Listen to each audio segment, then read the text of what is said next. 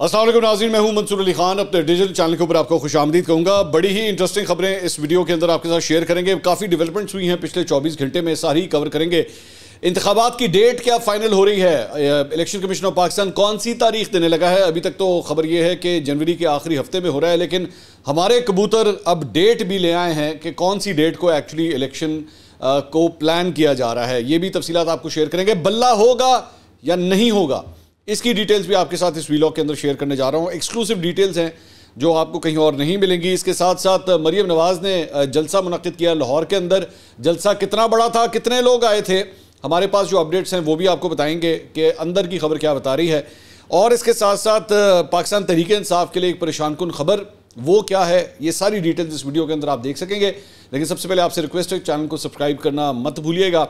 1 million subscribers का target लेकर हम चल रहे हैं और लंबा टारगेट है, लेकिन हमारी पूरी कोशिश है जल्द से जल्द इस टारगेट तक हम पहुंचे। आपने अगर चैनल को सब्सक्राइब नहीं किया हुआ, press the subscribe button and press for the notifications, bell icon को प्रेस कीजिए, ऑल वीडियोस को प्रेस कीजिए। वीडियो अगर आपको पसंद आए तो उसे लाइक ज़रूर कीजिएगा। सबसे पहले तो जनाब मईशत के हवाले से खबर, आलमी बैंक ने 50,000 माहाना तनख्वाह लेने वाले अफराद पर टैक्स आयद करने की तजवीज़ दी थी। ये हमने आपको पिछले दिनों अपने एक व्लॉग में बताया भी था। अब खबर यह है कि उस तजवीज़ को वर्ल्ड बैंक ने वापस ले लिया है। आलमी बैंक ने अपनी तजवीज़ वापस लेते हुए कहा है कि तजवीज़ 2019 के एदाद शुमार की बुनियाद पर जारी की गई थी, जिसको हालिया महंगाई और लेबर मार्केट की सूरत हाल के मुताबिक अपडेट करने की फ़िलहाल ज़रूरत है। आलमी बैंक की तर्जुमान ने कहा कि बैंक टैक्सों के नफाज के लिए किसी किस्म की सिफारिश नहीं कर रहा। किसी भी किस्म की तजवीज़ देने के लिए नए एदाद शुमार का जायज़ा लेना ज़रूरी है। उन्होंने कहा कि आलमी बैंक पाकिस्तान के टैक्स सिस्टम में जामे इस्लाहात की सिफारिश करता है, ऐसी इस्लाहात के जिनके नतीजे में टैक्सों का बोझ अमीर अफराद पर बढ़े और गरीब अफराद को रिलीफ हासिल हो। तो ये जनाब एक खबर ये है। अच्छा जी, एक बड़ी इंटरेस्टिंग बात हुई है और आप जानते हैं कि वर्ल्ड कप के मैचेस जो हैं वो शुरू हुए हैं। उस सिलसिले में एक बड़ी इंटरेस्टिंग डेवलपमेंट हुई। पाकिस्तान तहरीक इंसाफ के ऑफिशियल अकाउंट ने एक्चुअली इसको ट्वीट भी किया है और ट्वीट उन्होंने किया है ARY का जो स्पोर्ट्स चैनल है A स्पोर्ट्स, उसका एक क्लिप जो है उसमें उन्होंने ट्वीट किया है। वहाँ पे जो वर्ल्ड कप से मुतल्लिक ट्रांसमिशन होती है उसको फ़ख्र आलम जो हैं वो उसे होस्ट करते हैं। तो वो व्यूअर्स की जानिब से जो सवालात आ रहे थे वो पढ़ रहे थे। तो एक सवाल आया कि वसीम भाई एंड मोइन भाई, डिड कासिम के अब्बा use to show Pak team all matches of world cup to prepare them for coming matches, how impactful it can be. सवाल बेसिकली सीधा सीधा दोनों से, वसीम अकरम और मोइन खान से ये किया गया था कि जी क्या इमरान खान साहब टीम को दीगर जो टीमें थी उनके मैचेस दिखाया करते थे, इससे फ़र्क पड़ता है। तो फ़ख्र आलम जो है वो कुछ लम्हे के लिए वहाँ पे उन्होंने कुछ सोचा और उसके बाद सिंपली उन्होंने कह दिया okay I get that and I am going to move on to the next one.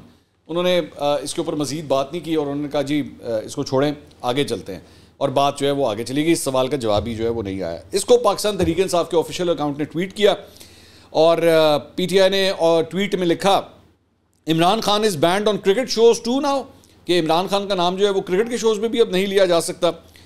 तो उन्होंने आगे लिखा कि उसके बाद उन्होंने फ़ख्र आलम को टैग किया, वसीम अकरम को टैग किया, जर्जीस सेजा जो बेसिकली गालबन COO हैं ARY के, उनको टैग किया, सलमान इकबाल ARY जो सलमान इकबाल साहब जो ARY के मालिक हैं उनको, कैप्टन मिसबाउल हक को टैग किया, शोएब मलिक को टैग किया। उन्होंने कहा please clarify this incident, you have heard the sentiments of millions of cricket fans all over the globe, कि जी आपने इस तरह इमरान खान साहब का नाम ना लेके, उनके बारे में बात ना करके जो है बहुत से क्रिकेट के शायकीन के दिल दुखाए हैं इस तरह की बात करके। तो ARY के ऊपर जो है वो इमरान खान साहब का नाम तक जो है वो अब नहीं चल सका। इसके अलावा जनाब अडियाला जेल में गुज़िश्ता रोज़ बिजली का एक बहुत बड़ा ब्रेकडाउन हुआ है। अडियाला जेल से आप जानते हैं कि इमरान खान साहब और PTI कुछ वैसे ही ज़्यादा नाखुश हैं कि जनाब वहाँ पे फैसिलिटीज़ वैसी नहीं मिल रही जिस तरह की अटक जेल के अंदर थी। इवन दो अटक से अडियाला शिफ्ट करने के लिए दरख्वास्त इन्होंने खुद जमा करवाई थी। अब वहाँ पर कल हो गया बिजली का बड़ा ब्रेकडाउन और बिजली की सप्लाई मुअत्तल होने की वजह से बहुत से कैदियों हवालातियों को मुश्किलात का सामना करना पड़ा, जबकि इंतज़ामिया ने जनरेटर भी ऑन नहीं किए। बिजली सप्लाई मुअत्तल होने के बाद जेल में नस्ब मोबाइल जैमर्स भी जो है वो ऑफ हो गए थे। ये ज़हन में रखिएगा कि अडियाला जेल में इस वक्त इमरान खान, शाह महमूद कुरैशी और परवेज़ इलाही तीनों जो है वो इसी जेल के अंदर कैद हैं। बाद में अलबत्ता जेल की जो बिजली की सप्लाई थी वो बहाल कर दी गई। अच्छा जी, इलेक्शंस के हवाले से हमें एक ताज़ा तरीन कुछ अपडेट्स मिली हैं। अपने कबूतर हमने भेजे हुए थे, तो हमने गालबन पिछले व्लॉग के अंदर ये बात की थी कि एक कॉलम आया था वो कंवर दिलशाद साहब का, तो उसके हवाले से कुछ डाउट्स आना शुरू हो गए थे कि इलेक्शंस हो रहे हैं कि नहीं हो रहे। तो हमारे कबूतरों ने चंद पैगामात हमें पहुँचाए।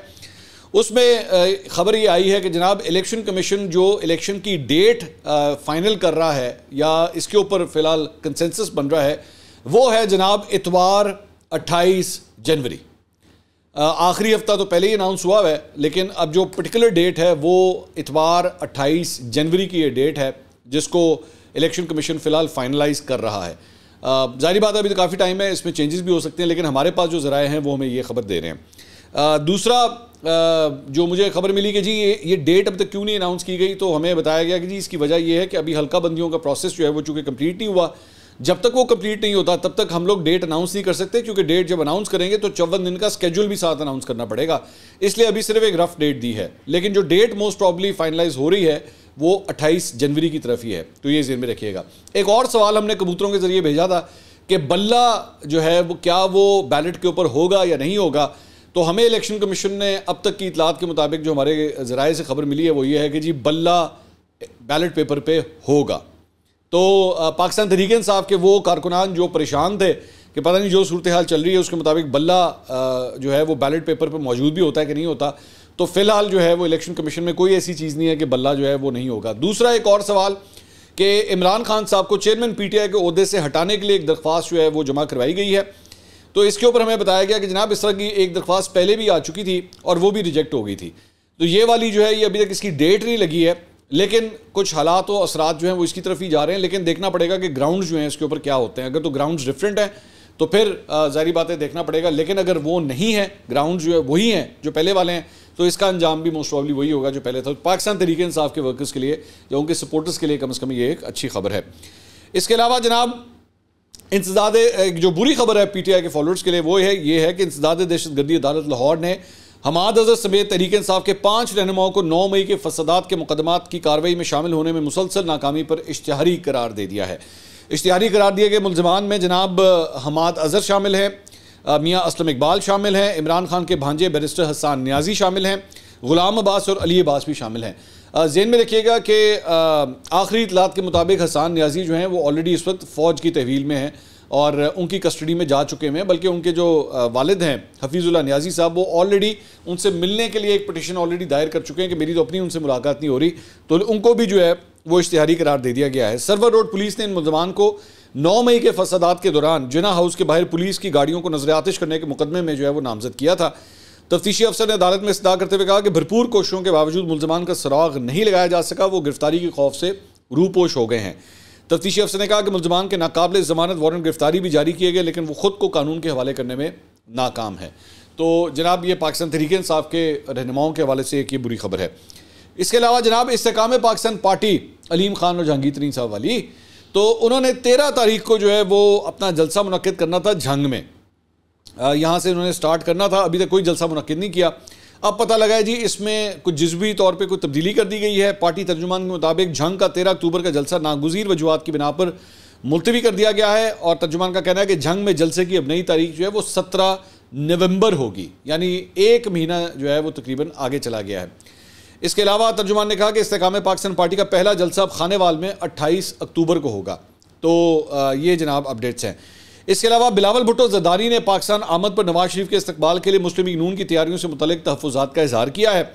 बिलावल भुट्टो ने कहा है कि जी नून लीग के जो लोग उनकी हुकूमत में वज़रा थे वो नज़र ही नहीं आ रहे। मियाँ साहब की आमद पर पैनाफ्लेक्स लगने चाहिए थे और नहीं तो वॉल चॉकिंग ही होती, लेकिन वो मज़ा नहीं आ रहा। नून लीग के साबिक़ वज़रा को मज़ीद सख्त मेहनत करना होगी। तो ये जनाब एक खबर जो है वो इस हवाले से। अज़मा बुखारी साहिबा ने लाहौर में मीडिया से गुफ्तगू की, जवाब दिया। उन्होंने कहा नवाज शरीफ की वतन वापसी के ऐलान पर एक जमात मनफी बातें कर रही है। आज प्रोपेगेंडा किया जा रहा है कि वो वतन वापस नहीं आ रहे। शहबाज शरीफ वाज़ेह तौर पर कह चुके हैं कि नवाज शरीफ इंशाल्लाह ज़रूर वापस आएंगे। इसके अलावा नून लीग की जानिब से जनाब एक जलसा मुनक्किद किया गया हल्का NA 135 में। जलसे के लिए 20 एकड़ से ज़ायद रकबा जो है उस पर पंडाल जो है वो सजाया गया था। पंडाल में 25 फुट बुलंद और 60 फुट चौड़ा स्टेज तैयार किया गया। अब नून लीग के ज़राए ये कहते हैं कि जी जलसे के लिए 10,000 कुर्सियाँ जो हैं वो लगाई गई थी। अब हमने जो है वो चंद अपने ज़राए से जो है वो पता करवाया कि जनाब कितनी कुर्सियाँ लगी थी, तो ये तादाद जो है वो बिल्कुल भी 20,000 के आसपास नहीं है, बल्कि उसके 10% के आसपास तकरीबन जाके अप्रॉक्सीमेटली बनती हैं। दूसरी बात यह है कि इंटरेस्टिंग, इकरारुल हसन ने एक्चुअली इसकी तस्वीर भी ट्वीट की कि अगर आप नोट करें तो कुर्सियां जो हैं वो एक टेबल फॉर्मेट के अंदर जो है, डाइनिंग टेबल फॉर्मेट के अंदर जो है वो लगाई गई थी। आमतौर पे जलसों के लिए कुर्सियां इस तरह नहीं लगाई जाती, डिनर्स के लिए टेबल इस तरह लगाई जाती हैं। मकसद लग ये रहा था कि जनाब ज़्यादा से ज़्यादा फैलाव जो है वो लंबे से लंबा होना चाहिए ताकि लगे कि लोग जो हैं वो काफ़ी ज़्यादा आए हुए हैं।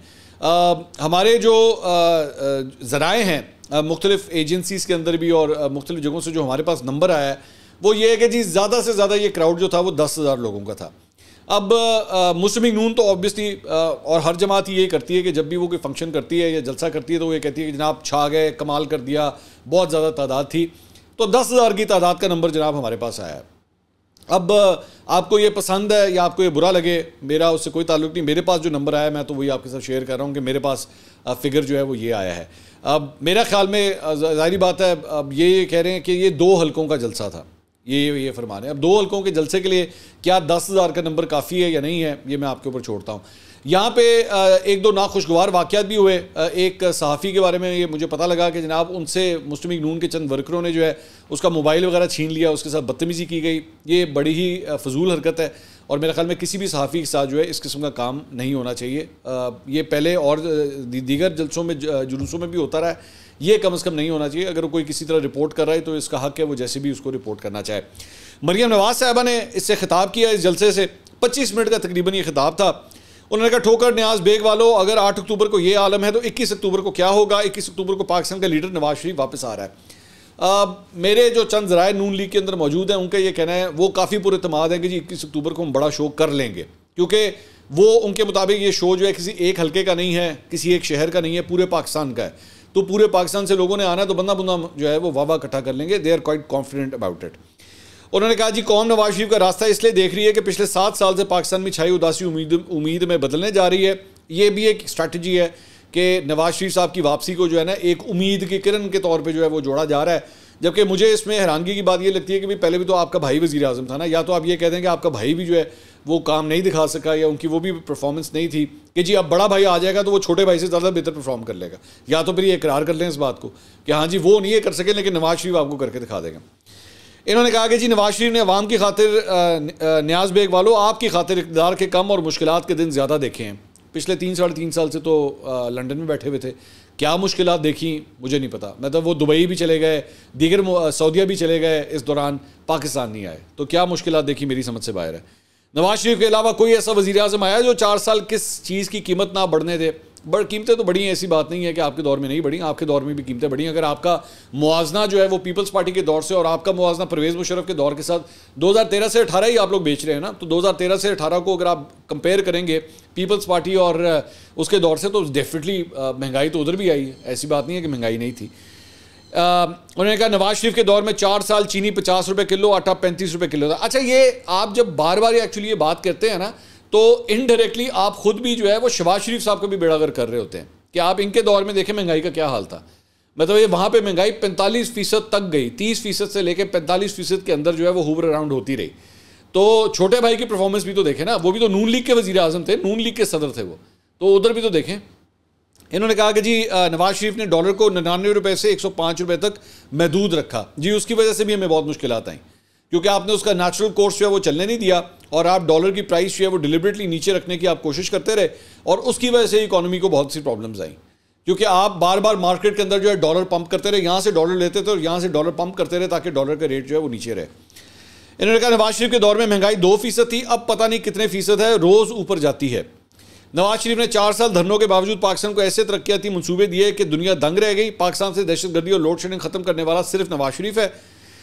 तो मैं ये पूछती हूँ कि जिसने 4 साल में कौम की इतनी खिदमत की क्यों ये जुल्म किया कि 4 साल बाद उसको दफ्तर से निकाल दिया? किसने निकाल दिया? क्या नाम था उस शख्सियत का? नवाज शरीफ की 35 से 40 साल जिंदगी में 11 साल सिर्फ जिला वतनी के हैं।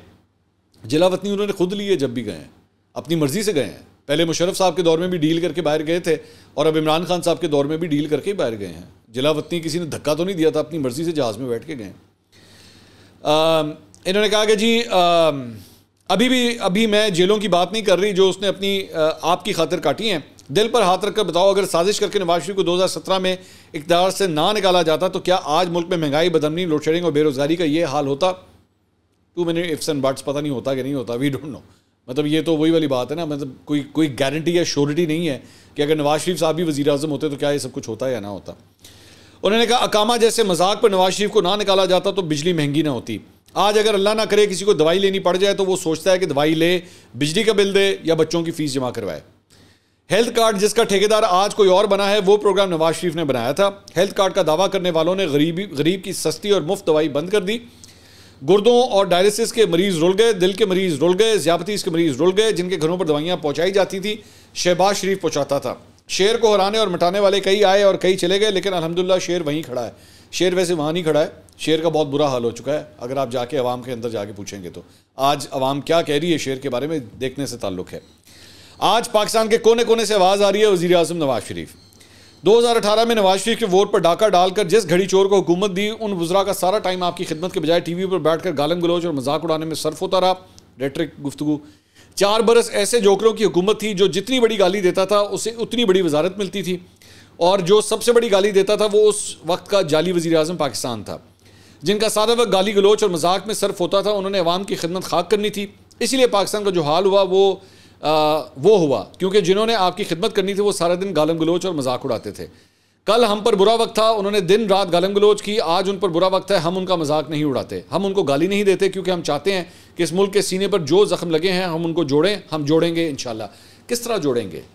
ये लोग जिस तरह 25-25 दिन के लिए गायब होते हैं और उसके बाद आके एंकरों को जो है वो तोते की तरह इंटरव्यू देना शुरू हो जाते हैं, इस तरह जोड़ेंगे? इमरान रियाज खान को जिस तरह उठाया गया और 4 महीने के बाद जब वो वापस आए तो आपके चाचा शहबाज शरीफ साहब कहते हैं मुझे तो पता ही नहीं मेरे दौर में अगवा हुआ है, इस तरह जोड़ेंगे?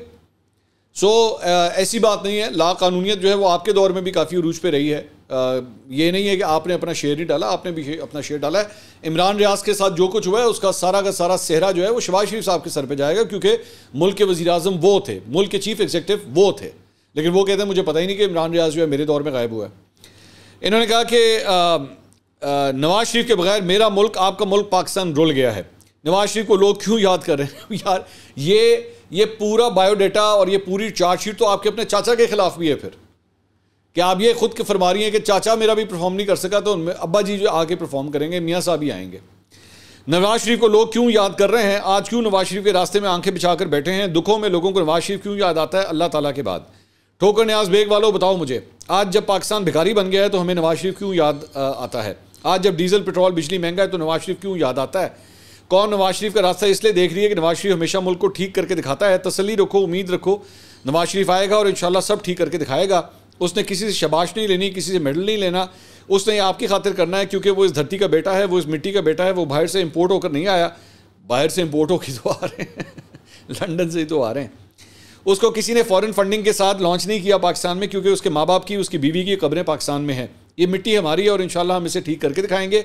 हमारा मुस्तकबिल, नवाज शरीफ का मुस्तकबिल आपके साथ है, हमारा जीना मरना आपके साथ है।